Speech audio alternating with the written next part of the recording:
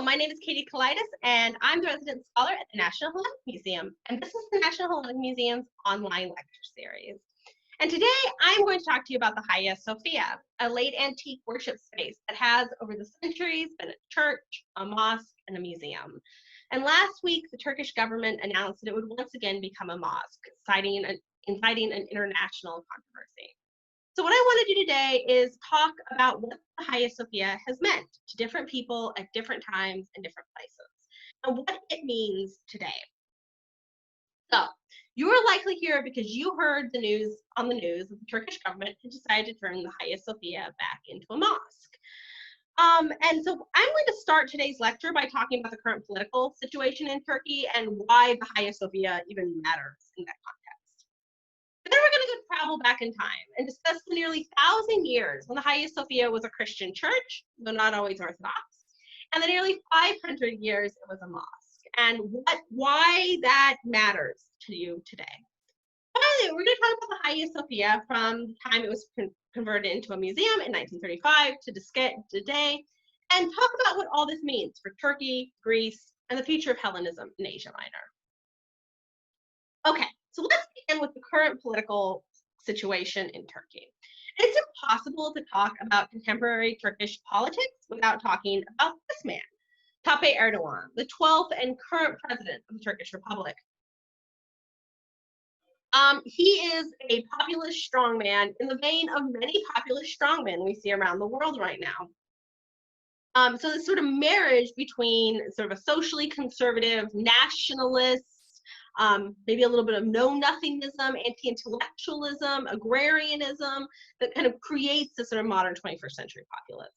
And like many of these other strongmen around the world, his political party is largely, in its current incarnation, a matter of his creation. So the People's Alliance, which is Erdogan's political party, is a marriage of inconvenience between the socially conservative Justice and Development Party and the ultra-nationalist Nationalist Movement Party, which had previously been the country's largest opposition party. So this really tells you about the sort of field of the range of motion he's playing in, right? He's playing to this very, not only socially conservative audience, but a deeply nationalistic audience who sees Turkishness as an innate good. And that's nationalism, that's what nationalism is. And we'll talk a little bit more about nationalism later, but that's what nationalism is. It's a sort of idea that Turkishness or Greekness or Americanness has this innate and natural quality, and that it's innately and naturally good. Okay, so let's talk about Turkish nationalism, the Byzantine heritage, and this idea of the usable past. So the idea of the usable past, and you'll see people float this idea around a lot when they're just talking about like the theory of history, but I think it's a really great and important concept for people to know as we're thinking about history and the past and the present. So the usable past was an idea that was first created by a cultural critic named Van Wyck Brooks 100 years ago, over 100 years ago, in 1918. And it's this idea that history is not just a collection of dates and facts, but the narrative history is the sum of the way people think about the past, the way people imagine the past to have happened. And that really, truly, what people think happened in the past is much, much more important than what actually happened. Because if you think about it, we actually can't know what happened in the past, right? This is why criminal defense lawyers have a job. We actually can't know what happened in the past. But what we think happened in the past, what we imagine happened in the past, is very, very important. And it shapes how we see the present, and conversely, how we see the past is shaped by how we see the present. Okay? And Brooks wrote this essay in 1918, sort of at the end of the First World War, as a sort of alternate during a pandemic actually as well. But so at the end of the First World War, as the world was undergoing this real sort of transformation. And it was being transformed really as it had been over the past 100 years by nationalism. And nationalism is a relatively recent political and ideological tradition that grows out of German Romanticism. And the thing about nationalism, the important sort of salient core point, is that the political community is not a construct of convenience. It is not even an ideological alliance, right? You don't get together with people who think like you and form a country. Instead, it posits that the nation is a natural community, almost semi-divine, of people bound together by language, culture, and blood. And that is the right, the natural, and the correct political community. And nationalism, as it grows up in the 19th century and really starts to take fire, really starts to pick away at these empires, which most people historically have lived in multi-ethnic, multinational, multi-religious empires. And nationalism challenges these empires, and really by the end of the First World War, we see the real collapse of those empires, including the Ottoman Empire. So both Turkey and Greece are nations that develop and the results of the rise of nationalism, right? They are the products of the rise of nationalism. And but their past lies in empires, and their imagined past, their sort of justification for themselves lies in these empires, the Ottoman and Byzantine Empire, respectively, which were far from national. And so one of the things they have to do is they have to recreate their past. They have to recreate their multinational past for their imagined imperial past to make sense. And while you're doing this, while you're in the process of doing this, these sort of sacred and symbolic spaces become incredibly important. And the Hagia Sophia takes on that importance. So let's kind of go through the bullet points of the early history of the Hagia Sophia. You'll see what's going on here. So there was a church on the side of the Hagia Sophia from 360 onward, so from the reign of Constantine II onward. The current structure is the third structure to be built there. And the construction on that structure began on the 23rd of February, 532 CE, on the orders of the Emperor Justinian I. From 532 CE until the Ottoman conquest of Constantinople in 1453 CE, the Hagia Sophia is a Christian church. Christian church that whole time. But it's not always an Orthodox one. It's not even always a Greek one. So Arians are an early heresy movement within Christianity that rejects the divinity of Christ. So Arians, iconoclasts, people who don't believe in the veneration of icons, and Roman Catholics hold the church at various periods in its history. The first stripping of the icons of the Hagia Sophia happens in the 8th century, under an iconoclast patriarch. And the Roman Catholics occupy or used the Hagia Sophia as a Catholic basilica in the 13th century when the Fourth Crusade conquers Constantinople. So throughout its period, the period of over 900 years that it's a church, in that period, it's largely Orthodox, but time and time again, it falls into the hands of other Christian sects. So it's not always an Orthodox church, and nobody thinks of the Hagia Sophia as like a rightly Orthodox church during the period, okay? Importantly, it is after the collapse of the Byzantine Empire. And after the Hagia Sophia then is subsequently converted into a mosque, the building becomes a symbol of Orthodox and Hellenic identity. And it becomes that symbol to the conquered, to the exiled Greeks in the aftermath of the Ottoman Empire, right? So its symbolism as a symbol of Orthodox identity, of Greek identity, that all happens sort of after it's conquered, after it's taken. That largely happens because of events in the immediate conquest of Constantinople. So when Constantinople is conquered by Mehmed I, Mehmed II, I'm sorry, by Mehmed II, he allows 3 days of pillaging of the city, which is very normal within the context of medieval and early modern warfare, how you pay your troops. And during that, a group of people, a large group of people, citizens of the city, take refuge in the church. And when the sort of looters, the soldiers, finally get to the church, they not only loot the church and desecrate the church, kill the priests on the altar, they also sort of turn on these people who have sought sanctuary in the church. And it's incredibly violent episode in which people are killed, people are sold into slavery, women are, people are raped. It's this incredibly violent moment. And the building, the Hagia Sophia itself, the building of the Hagia Sophia suffers this violence, and the bodies of the people who have sought refuge in her suffer this violence as well.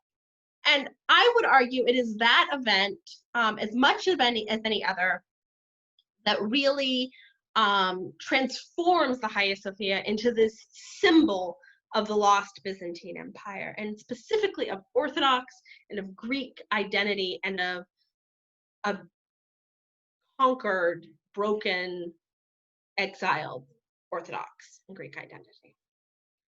After this sort of period of pillage, that may calm things down as they normally would, and the first Friday prayers of the Hagia Sophia are held on June 1st, 1453.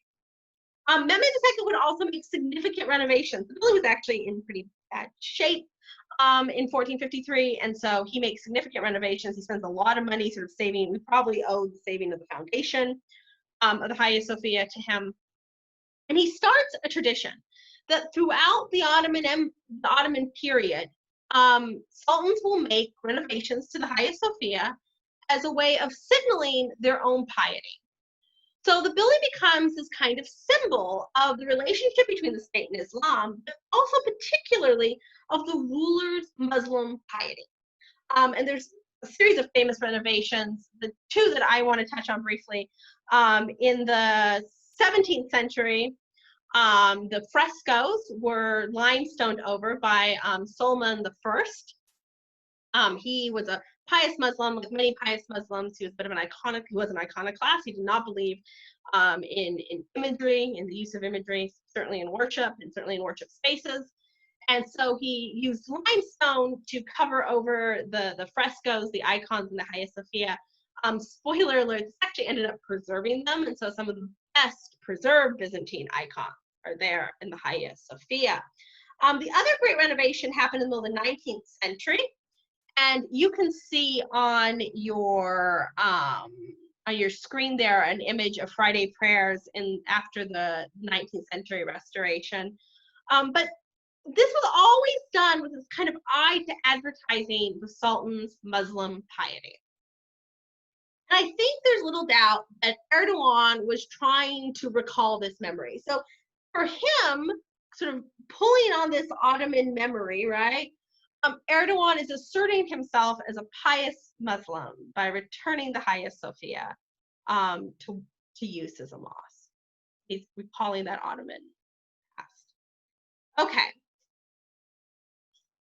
So if restoring the Hagia Sophia while it's a mosque is a way to signal your Muslim piety, Ataturk, who of course for many Greeks is a very sort of and rightly so, a very sort of loathed figure, very much rightly so. And we'll talk about that here in 1 second.